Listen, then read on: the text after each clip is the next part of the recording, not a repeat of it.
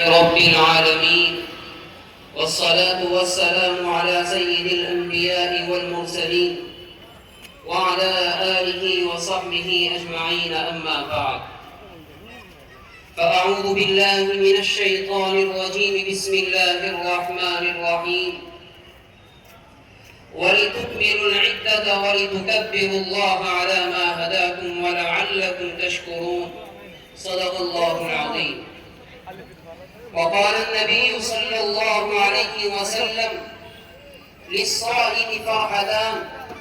فرحة عند لقاء ربه وفرحة عند الإفطار، أو كما قال عليه الصلاة والسلام. میرے محترم اور بزرگوں اور دوستوں، بھائیوں، جو ہمارے بھائی ادھر ادھر کھڑے ہوئے ہیں، یہ آ کر کے بیٹھ جائیں، صفوں میں آ کر کے بیٹھ جائیں. ابھی سے سب بندی شروع کر دیں. میرے محترم بزرگوں اور دوستوں، اللہ تبارک و تعالی کا بڑا فضل ہے، احسان ہے کہ اس نے رمضان المبارک کے مقدس مہینے کے بعد عید الفطر کے اس مبارک اور بابرکت دن سے ہمیں مرحمت فرمایا. اللہ تبارک و تعالی کا اس پر جتنا بھی شکر ادا کیا جائے کم ہی کم ہے. ایک مہینے کی مسلسل عبادت، روزوں اور تلاوت قرآن کریم کے بعد اللہ تبارک و تعالی کی جانب سے یہ دن اپنے بندوں کے لیے ایک انعام ہے. اس مبارک موقع پر میں اپنی طرف سے آپ تمام حضرات کی خدمت میں عید الفطر کی مبارکباد پیش کرتا ہوں اور دعا کرتا ہوں کہ اللہ تبارک و تعالی یہ دن ہماری زندگی میں خوشی اور مسرت کے ساتھ بار بار لائے، خیر و عافیت کے ساتھ ہمیں یہ خوشی کا موقع اور اس خوشی کے موقع پر اللہ اپنی عبادت کی توفیق نصیب فرمائے. یہ موقع جہاں ایک طرف خوشی اور مسرت کا ہے، وہیں دوسری طرف اللہ رب العزت والجلال کے بارگاہ میں سجدہ شکر ادا کرنے کا ہے. ہمیں اس موقع پر اللہ تبارک و تعالی کی بارگاہ میں سجدہ شکر بجا لانا ہوگا اور اللہ تبارک و تعالی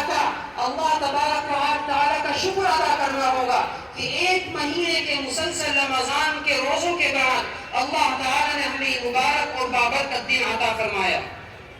ہمارے درمیان بہت سارے لوگ ایسے ہیں کہ جن کے متعلقین و احباب، جن کے رشتہ دار، جن کا عزیز و اقربا اب سے پہلے اس گراؤنڈ میں انہی کے ساتھ موجود تھے، ان کے ساتھ اس خوشی میں شریک تھے، لیکن آج وہ ہمارے درمیان نہیں ہے.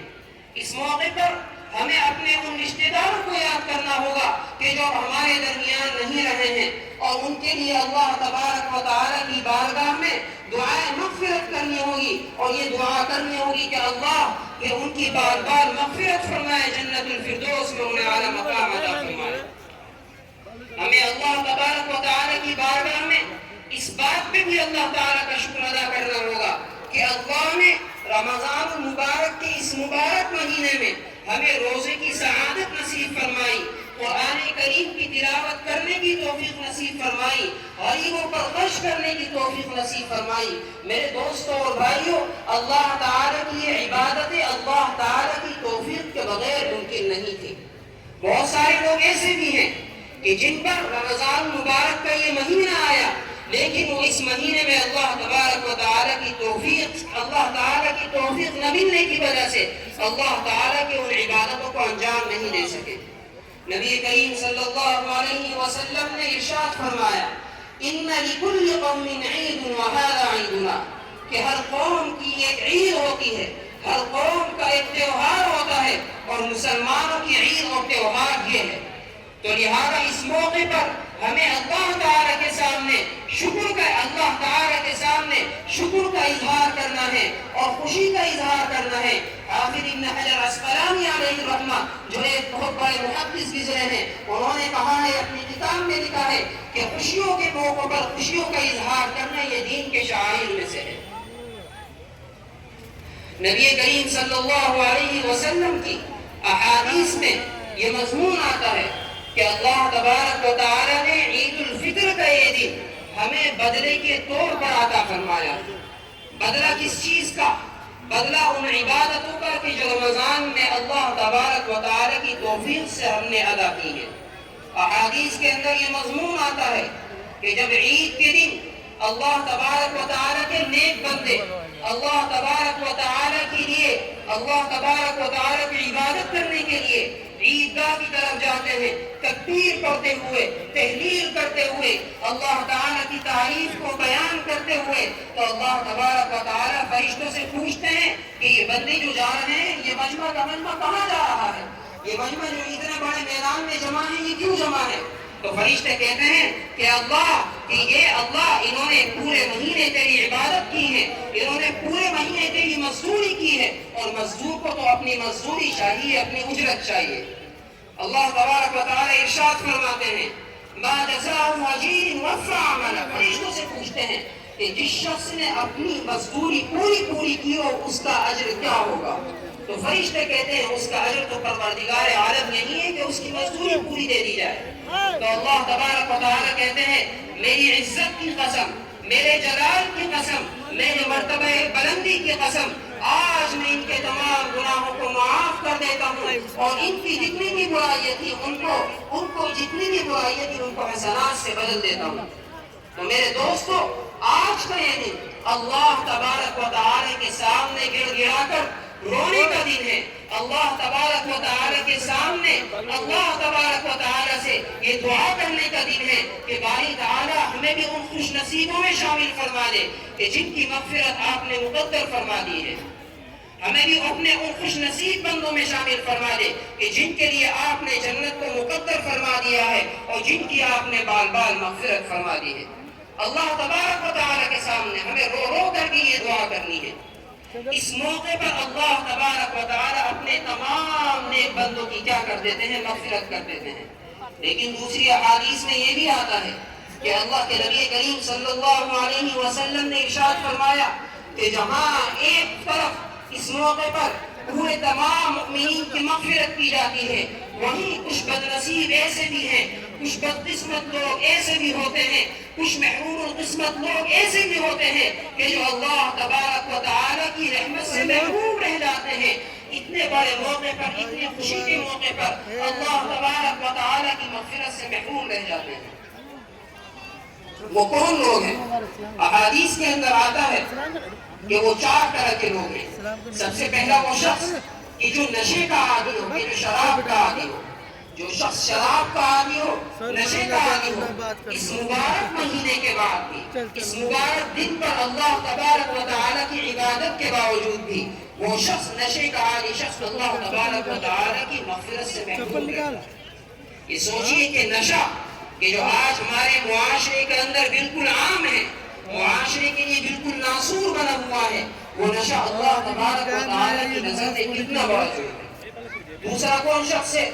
دوسرا وہ شخص ہے کہ جس نے اپنے والدین کو بڑھاپے میں پایا ہو اور اس کے باوجود اپنے والدین کی وہ نافرمانی کرتا ہو، اور اس نافرمانی کے نتیجے میں اللہ تبارک و تعالی کی مغفرت سے وہ شخص محروم رہ گیا ہو۔ آج جب ہم ایک طرف اپنے معاشرے کی طرف نظر دوڑاتے ہیں تو وہ باپ کہ جس نے اپنے خون کا قطرہ قطرہ بہا کر، اپنا پسینہ بہا کر، اپنا لہو بہا کر اپنی اولاد کو پالا، اس کو بڑا کیا، اس کی تعلیم کا انتظام کیا، اس کے لیے گھر کا بندوبست کیا، اس کے لیے چھت کا انتظام کیا، لیکن جب وہ اولاد بڑی ہو جاتی ہے، اس کے بازو میں طاقت آ جاتی ہے، جب اس کے بازو میں قوت آ جاتی ہے، تو دیکھنے میں یہ آتا ہے کہ وہ اولاد کہ جو کل تک اپنے والدین کی محتاج تھی، کہ جن کے والدین نے اپنے منہ کا نوالا نکال کر کے اپنی اولاد کے منہ میں رکھا، اپنے آپ کو بھوکا رکھا، لیکن اپنی اولاد کا پیٹ بھرنے کو ترجیح دی، وہ اولاد اپنے والدین کو آنکھیں دکھاتی ہے بلکہ ان کی گستاخی کرتی نظر آتی ہے۔ میرے دوستو، یہ سوچنے کی ضرورت ہے، یہ سوچئے کہ ایسے موقع پر والدین کے دل پر کیا گزرتی ہوگی۔ آپ علیہ السلام کی حدیث ہے کما تدین تدان، کہ جیسا کرو گے ویسا بھرو گے۔ اگر کوئی شخص ایسا ہے کہ جو اپنے والدین کی نافرمانی کرتا ہے اور وہ یہ سوچتا ہے کہ میں اپنے والدین کی آج نافرمانی کر رہا ہوں لیکن میرے سامنے جو نتیجہ ہوگا وہ اچھا ہوگا، ایسا نہیں ہو سکتا۔ آج اگر کوئی اپنی جوانی میں اپنے بوڑھے والدین کی نافرمانی کرتا ہے، تو میرے دوستو ایسا نہیں ہو سکتا کہ کل اس کے بڑھاپے میں وہ دن آئے کہ اس کی اولاد اس کی فرما بردار بن جائے۔ آج اگر اس نے اپنے والدین کے سامنے بلند آواز کر کے بولی، اپنے والدین کی نافرمانی کی، اپنے والدین کو آنکھیں دکھائی، تو کل اس کی وہ اولاد کہ جس کو وہ آج اپنے جگر کا ٹکڑا سمجھ رہا ہے، اپنے دل کا ٹکڑا سمجھ رہا ہے، کل اس کو وہی اولاد اس کی آنکھیں دکھائے گی۔ تیسرا وہ شخص کہ جو اس موقع پر اللہ تعالیٰ کی مغفرت سے محروم رہتا ہے، وہ شخص ہے کہ جو رشتہ داری کو توڑنے والا ہے، وہ شخص ہے کہ جو قطع رحمی کرنے والا ہے، کہ جو رشتہ داروں سے اپنے تعلق کو ختم کرنے والا ہے۔ اس لیے میرے دوستو، عید کے اس پرمسرت موقع پر اپنی طرف سے فراخ دلی کا مظاہرہ کرتے ہوئے، اپنی طرف سے وسعت دلی کا مظاہرہ کرتے ہوئے، اپنے دل کو بڑا کرتے ہوئے اپنے رشتہ داروں سے ملیں، ان کے ساتھ خوشی کا اظہار کریں۔ اگر کوئی غلطی ہو گئی ہو، آپ ان کی غلطی کو معاف کر دیں، وہ آپ کی غلطی کو معاف کر دیں۔ اگر آپ ایسا کریں گے تو اللہ تبارک و تعالیٰ کی رحمتیں آپ کے اوپر بھی نازل ہوں گی، ان کے اوپر بھی نازل ہوں گی۔ چوتھا وہ شخص کہ جو اس موقع پر اللہ تبارک و تعالیٰ کی اللہ تبارک و تعالیٰ کی مغفرت سے محروم رہتا ہے، وہ کون ہے؟ وہ ایسا شخص ہے کہ جو اپنے دل میں کینہ رکھتا ہے، اپنے مسلمان بھائی کے لیے اپنے دل میں بلا حق کینہ رکھتا ہے، اپنے دل میں حسد رکھتا ہے، تو ایسا شخص اللہ تبارک و تعالیٰ کی اس نعمت سے، اللہ تبارک و تعالیٰ کی اس مغفرت سے محروم رہتا ہے۔ تو میرے دوستو، جہاں ایک طرف ہمیں اللہ تبارک و تعالیٰ کے سامنے دعا کر کے اللہ تبارک و تعالیٰ سے اپنی مغفرت کو طلب کرنا ہے، وہیں دوسری طرف ہمیں اس خوشی کے موقع پر اپنے ان بھائیوں کا بھی خیال رکھنا ہے کہ جو اپنی کمزوری کی وجہ سے، اپنی معاشی حالت کی خستگی کی وجہ سے، اپنی مالی حیثیت کی کمزوری کی وجہ سے ہمارے ساتھ اس خوشی میں شریک نہیں ہو سکے ہیں۔ اپنے ان بھائیوں کو تلاش کرنا ہے کہ جو اپنی کمزوری کی وجہ سے، جن کے پاس کھانے کے لیے روٹی نہیں ہے، اپنے ان بھائیوں کی مدد کرنی ہے کہ جن کے پاس رہنے کے لیے چھت نہیں ہے، جن کے پاس پہننے کے لیے کپڑے نہیں ہیں۔ میرے دوستو، آخر کیا ان بشاروں کا جرم ہے کہ آخر کہ ہم تو اس موقع پر خوشی کا اظہار کریں، خوشی میں شریک رہیں، لیکن وہ بشارے ہمیں دیکھ کر کے حسرتوں سے تڑپتے رہیں، سسکتے رہیں، لچکتے رہیں۔ تو میرے دوستو، ہمیں ان کی مدد کرنی ہے، تلاش کرنا ہے ایسے بھائیوں کو۔ نبی کریم صلی اللہ علیہ وسلم کے اخلاق کریمانوں کو دیکھتے ہوئے آپ علیہ السلام کی تعلیمات پر عمل کرنا ہے، اور ان یتیموں کو دیکھنا ہے کہ جن کے سروں سے ان کے باپ کا سایہ اٹھ چکا ہے۔ یہ سوچئے کہ آج اگر کسی بچے کے سر سے ان کے باپ کا سایہ اٹھ چکا ہے، تو کیا کل کو ایسا نہیں ہو سکتا کہ ہم میں سے کسی کے بچے سے اس کے باپ کا سایہ اٹھ جائے؟ یہ سوچئے وہ بچہ کہ جو ابھی اپنی جوانی کو بھی نہیں پہنچا ہے، اس کے باپ کا سایہ اس کے سر سے اٹھ چکا ہے، باپ کے شفقت کا سایہ اس کے سر سے اٹھ چکا ہے، ماں اس کے پاس موجود نہیں ہے، خوشی منانے کے لیے اس کا ساتھ دینے والا کوئی نہیں ہے، کوئی نہیں ہے کہ جو اس خوشی کے موقع پر اس کے کپڑے بنائے، کوئی شخص نہیں ہے کہ جو اس خوشی کے موقع پر اس خوشی کے موقع پر اس کے ساتھ شریک ہو۔ میرے دوستو، یہ بتائیے کہ اس کے دل پر کیا گزرتی ہوگی؟ نبی کریم صلی اللہ علیہ وسلم نے ہمیں یہ تعلیمات دی ہے کہ ان تمام پچھڑے ہوئے سماج کے جو لوگ ہیں، سماج کا جو پچھڑا ہوا طبقہ ہے، ہمیں ان کی نہ صرف مدد کرنی ہے بلکہ ان کو ساتھ اپنی اس خوشی میں شریک کرنا ہے۔ اور آپ علیہ السلام نے صرف ارشاد نہیں فرمایا بلکہ اس کا عملی نمونہ پیش کیا، پریکٹیکلی آپ علیہ السلام نے یہ عمل کر کے دکھایا ہے۔ چنانچہ روایات میں آتا ہے کہ ایک مرتبہ عید کے موقع پر نبی کریم صلی اللہ علیہ وسلم عیدگاہ کی طرف جا رہے تھے، نماز عید الفطر کی ادائیگی کے لیے جا رہے تھے۔ راستے میں آپ علیہ السلام نے دیکھا کہ چند بچے ہیں، وہ عید کی خوشیاں منا رہے ہیں، نئے کپڑے پہنے ہوئے ہیں، خوش و خرم ہے، کھیل رہے ہیں، لیکن انہی بچوں سے دور الگ ایک بچہ بیٹھا ہوا ہے جس کے چہرے پر نہ خوشی کے آثار ہیں، نہ اس کے بدن پر نئے کپڑے ہیں، نہ وہ کھیل رہا ہے، نہ ان بچوں کے ساتھ کود رہا ہے۔ آپ علیہ السلام نے دیکھا اور پوچھا یہ بچہ کون ہے؟ آپ علیہ السلام اس بچے کے پاس جاتے ہیں اور پوچھتے ہیں، اے بچے، کہ تم اپنے بھائی کے ساتھ خوشی میں شریک کیوں نہیں ہے؟ تم عید کی خوشیاں کیوں نہیں منا رہے؟ اور تمہارے پاس کپڑے نہیں ہیں، تم نے عید کی خوشی میں کپڑے نہیں پہنے؟ وہ بچہ نبی کریم صلی اللہ علیہ وسلم کے سامنے حسرت کے ساتھ اپنے دل کے غم کے ساتھ اظہار کرتا ہے، یا رسول اللہ، یہ جو میرے بھائی ہیں جو خوشیاں منا رہے ہیں، ان کے سر پر باپ کا سایہ موجود ہے، کہ جو ان کے لیے کپڑوں کا انتظام کرنے والا ہے، ان کے سر پر ان کی ماں کا سایہ موجود ہے، انہیں اپنی ماں کی ممتا حاصل ہے، لیکن یا رسول اللہ، میرے سر پر نہ باپ کا سایہ ہے، نہ میرے سر پر میری ماں کا سایہ ہے، میں باپ کی شفقت سے بھی محروم ہوں، میں ماں کی ممتا سے بھی محروم ہوں، میرے ساتھ کوئی ایسا شخص نہیں ہے جو میرے لیے کپڑوں کا انتظام کر سکے، میرے ساتھ کوئی ایسا شخص نہیں ہے کہ جو میری اس خوشی کو خوشی بنا سکے۔ نبی کریم صلی اللہ علیہ وسلم نے جب یہ بات سنی، آپ علیہ السلام کی آنکھوں میں آنسو آ گئے، آپ علیہ السلام کی آنکھوں میں آنسو آ گئے، اور آپ علیہ السلام نے اس بچے کو لیا، اب اس بچے کو گود میں لیا اور گھر کی طرف واپس لوٹنے لگے، عیدگاہ کی طرف نہیں گئے بلکہ گھر کی طرف واپس آنے لگے۔ گھر آئے، حضرت عائشہ صدیقہ رضی اللہ تعالی عنہ، جو آپ علیہ السلام کی چہیتی زوجہ ہیں، آپ علیہ السلام کی بیوی ہیں،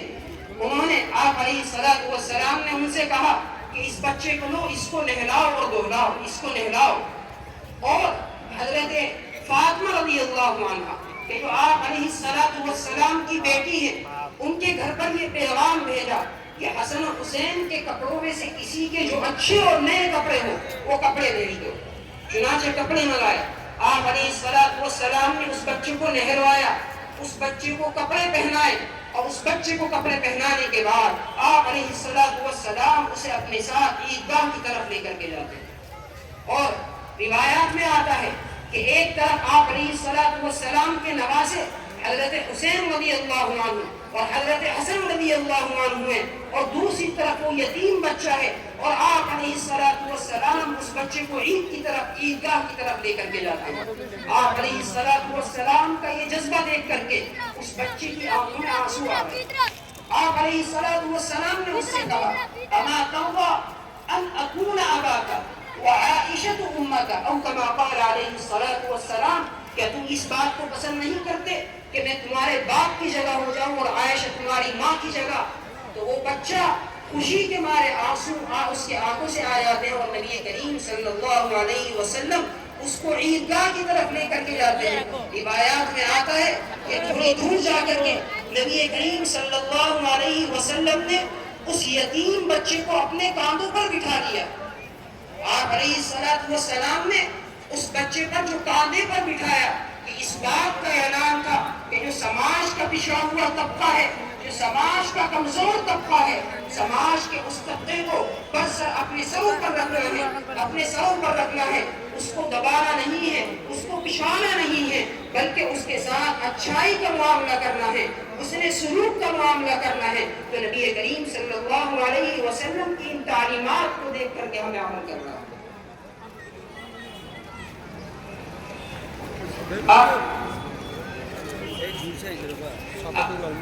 آپ علیہ السلام کی ان تعلیمات کو سامنے رکھتے ہوئے ہمیں عید الفطر کی یہ خوشی منانی ہے، اور نبی کریم صلی اللہ علیہ وسلم کی ان تمام تعلیمات پر عمل کرنا ہے۔ نبی کریم صلی اللہ علیہ وسلم کی تعلیمات اور کیا ہے؟